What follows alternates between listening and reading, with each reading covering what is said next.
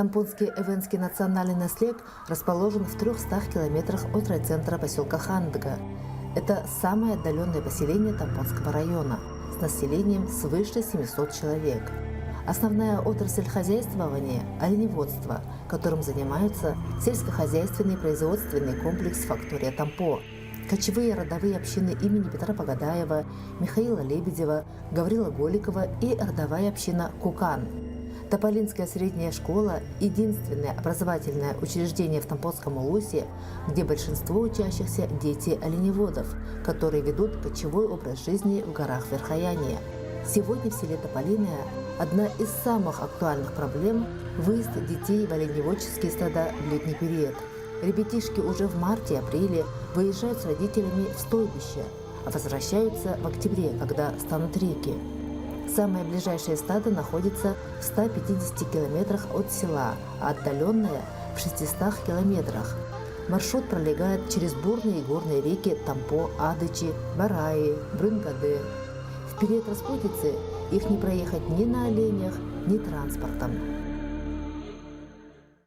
Но у нас ежегодно проблема стоит о том, чтобы детей именно вывести с места работы традиционной отраслью оленеводства. Ежегодно выдается именно на перевозку детей к местам работы родителей администрации Тампонского района 1 миллион рублей. Но этих денег, конечно же, у нас не хватает. Нам необходимо вертолет-часы. Именно 1 час вертолет-часов стоит 320 тысяч рублей. Нам, чтобы охватить все оленестада, необходимо 2,5 миллиона рублей. Таких денег, конечно, у нас нет, и поэтому мы пытаемся отвозить детей в апреле месяце, но осенью хотелось бы, чтобы именно дети приступили вовремя к учебным занятиям. Именно необходимо вертолет-часы. В 2007 году при Тополинской средней школе организован кочевой детсад-школа «Айлик». Цель – создание системы образования и воспитания детей-оленеводов без отрыва от традиционного уклада жизни и семьи, сохранение родного языка и культуры. На сегодняшний день в селе Тополиное 22 ребенка дошкольного возраста из кочевых семей, из которых четверть пребывает в стадах. Для поддержки семьи оленеводов в детском саду «Олененок» организован консультационно-методический центр «Оренек». Осенне-зимний период, когда оленеводы приезжают в село Тополиное, мы организуем для родителей различные мероприятия, направленные на успешную социализацию детей.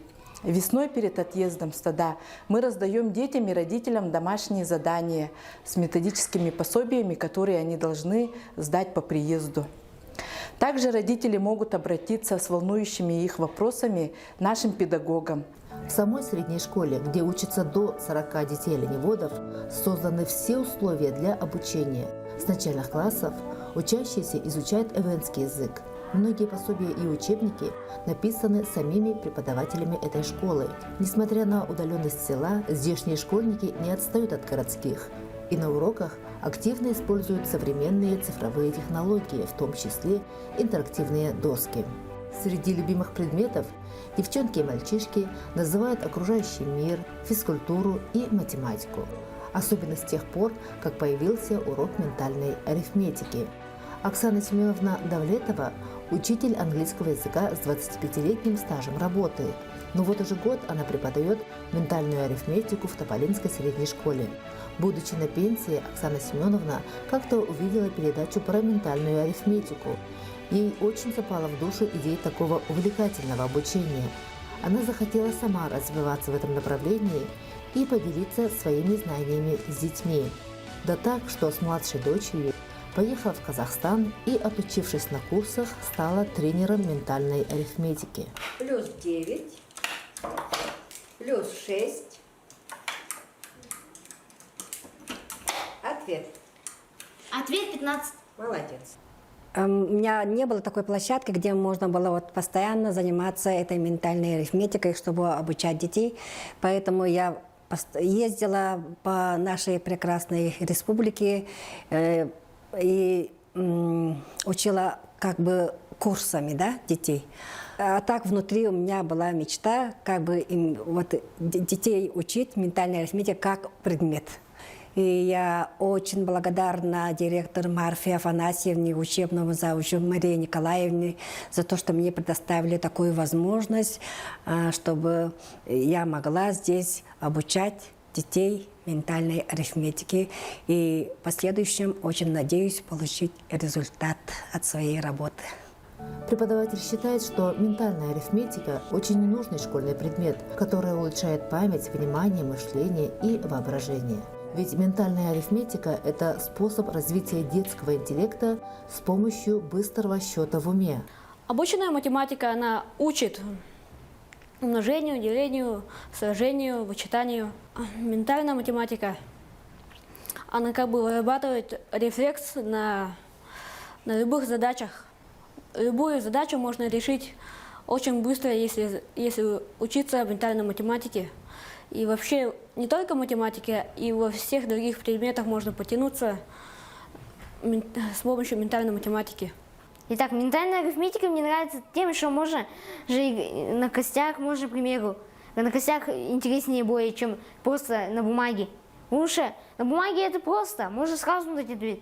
А на счетах уже чуть более сложнее. Можно даже не... Если там даже разбираешься в математике хорошо, можешь просто ошибиться и все. Если я на бабсе раньше никогда не делал. После школы ребят ждут спортивные секции, кружки и различные мероприятия. В селе из-за отсутствия интернет-связи дети больше проводят времени в стенах школы, где им интересно друг с другом. Смирно! Направо! Раз, два! Вова Сафронов с удовольствием посещает новый кружок робототехники и часами с друзьями собирает различные конструкции. В будущем Вова видит себя инженером и хочет вернуться на родину дипломированным специалистом. Я пришел на робототехнику, потому что было очень интересно знать, что там, чем там занимаются, что там делают. Оказывается, тут программируют роботов, собирают, разбирают их. И я подумал, в будущем мне это пригодится, потому что я хочу стать инженером. И вдруг я буду работать с Тополином, и это пригодится. Для меня российское движение школьников – это возможность саморазвития, получения новых знаний в сферах жизни, которые мне интересны. Благодаря российскому движению школьников я получила много интересных новых знакомств, которые очень полезны в жизни активиста. В школе есть свой интернат. Он размещается в здании старого детсада. Тут живут дети оленеводов. Есть просторная комната отдыха, а также комнаты для девочек и мальчиков. Здесь ребята учатся жить самостоятельной жизнью, сами соблюдают за порядком в комнатах. И как все дети, они мечтают о летних каникулах, которые проведут вместе с родными в кочевье. Я живу здесь в интернате, потому что моя мама с папой уезжают в стадо, и я летом уезжаю в стадо. Побыстрее, чтобы настало лето. Я в стаде делаю, хожу за дровами, воду таскаю, помогаю, за оленями ездию. Наше стадо называется 11-е стадо. До туда добираться 450 километров. До туда доезжаем, потом заезжаем до Восточки, потом оттуда едем на оленях. Оттуда потом, смотря как по реке. Если она глубокая, мы можем там переночевать. А если маленькая, мы можем перейти и поехать до палаток. Здесь хорошие друзья, воспитатели. Воспитатели нам разрешают играть в комнате, баловаться, к девочкам заходить, с ними играть. Когда мы летом выходим из интерната, мы все встречаемся в стаде. В кочевой школе Айлик, кроме учебных предметов, ребята обучаются практическим умениям и навыкам, так называемые уроки предков, часы чумработниц, обучение профессиям оленевода, радиста. Олень, прием. Еще раз. Олень. В кочевой школе помимо основной программы вводятся дополнительные уроки предков. Кочевая школа дает практические навыки юного северянина. Это наша традиционная деятельность. Навыки рыболовства, охоты, сбора ягод и лекарственных трав. Есть часы чум-работниц, где обучают девочек владению хозяйства. Няри-гурген – это мужская помощь для комфортного проживания в условиях северного кочевья. Это важно для сохранения культуры, быта и родного эвенского языка. Кочевые школы – это будущее нашего народа. Девочки помогают в выделке шкур, камусов, учатся шить коврики, сувениры. Став постарше, сами растапливают печь, готовят вкусный и полезный обед.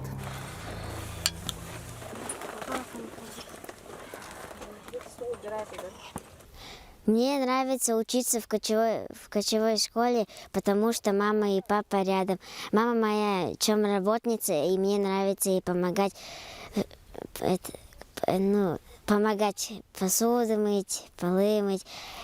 И я учусь в кочевой школе, потому что еще к нам приезжает кочевая школа. И я самая старшая из детей. Мальчики в кочевой школе учатся пасти оленей, вести борьбу с хищниками оленей, помогают зоотехникам и ветеринарам в проведении зооветеринарных мероприятий. Юноши должны уметь делать все, что и взрослый мужчина.